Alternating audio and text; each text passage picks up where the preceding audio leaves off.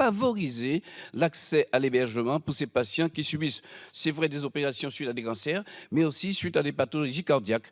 Tout ceci pour vous dire qu'en territoire ultramarin, il y a de gros efforts à faire. Merci à vous. Merci, monsieur le député. Monsieur Colombani. Merci, Monsieur le Président. Madame la Ministre, après un premier échec, les négociations conventionnelles entre la CNAM et les médecins libéraux ont repris péniblement. À ce stade des discussions, les professionnels de santé et l'ensemble des parlementaires de la Corse constatent avec regret que les spécificités de l'exercice de la médecine libérale en Corse n'ont pas été intégrées au nouveau projet de convention médicale. Vous n'êtes pas sans savoir pourtant que la Corse, île montagne, cumule toutes les difficultés des régions à caractère géographique particulier. Retard historique en termes d'infrastructures de transport, précarité socio-économique supérieure à la moyenne nationale, vieillissement de la population, multiplication des évacuations du nombre d'évacuations sanitaires, forte saisonnalité, et surtout cela dans la seule région à ne pas posséder un centre hospitalier universitaire. Les tensions relatives à l'offre de soins y sont importantes et se répercutent nécessairement sur la médecine libérale. Le manque de structures hospitalières, la disparition de certaines spécialités médicales entraîne une surcharge des cabinets médicaux ce qui représente et qui va entraîner une perte de chance pour les patients.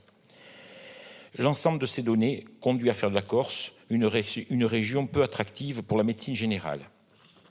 Malgré ce constat accablant, la Corse ne fait pas l'objet d'un chapeau spécifique dans la convention médicale, contrairement aux zones de montagne et aux territoires ultramarins.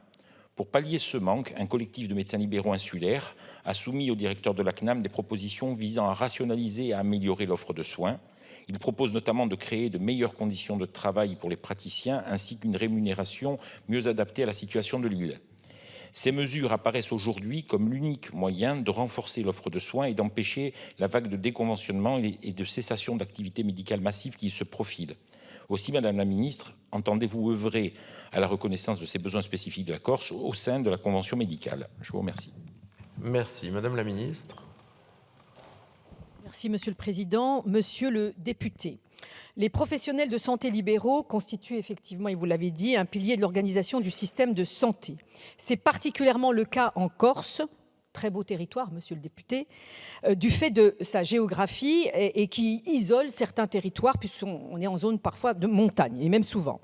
La mesure du rôle joué par les professionnels de santé de ville explique le choix de leur consacrer un chapitre particulier dans le nouveau projet régional de santé 2023-2028 établi par l'Agence régionale de santé de Corse en concertation avec les acteurs locaux.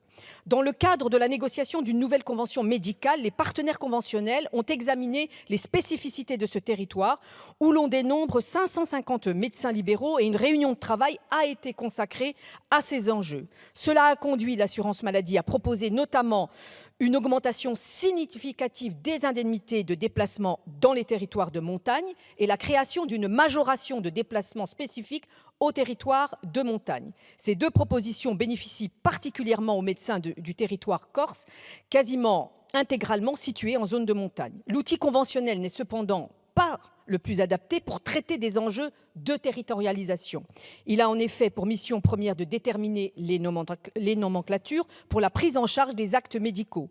Cependant, plusieurs adaptations spécifiques à la Corse ont déjà été mises en œuvre. Ainsi, pour le déplacement des patients corses vers un établissement de santé situé sur le continent, depuis 2021, tous les assurés sociaux de Corse peuvent bénéficier de la prise en charge d'un second accompagnateur pour un transport lié à l'hospitalisation ou à la consultation d'un enfant.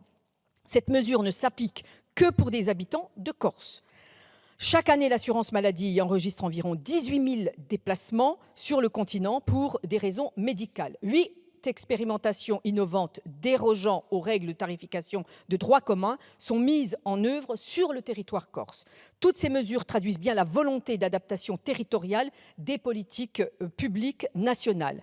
La mise en œuvre de la loi du 27 décembre 2023 visant à améliorer l'accès aux soins par l'engagement territorial des professionnels offre un cadre concret pour territorialiser la réponse aux besoins de santé dans le cadre des nouvelles missions du Conseil territorial de santé. Je vous remercie, monsieur le député.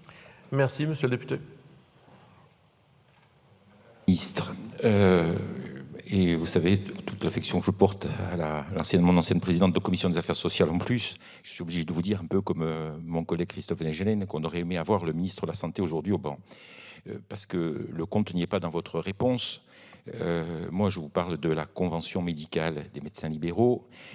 Donc, cette convention, il y a une place pour les territoires de montagne, il y a une place pour les territoires qui reconnaît la spécificité des territoires ultramarins, et la Corse a des spécificités qui ne sont ni dans l'une ni dans l'autre. Donc, il faut un chapeau spécifique à la Corse pour pouvoir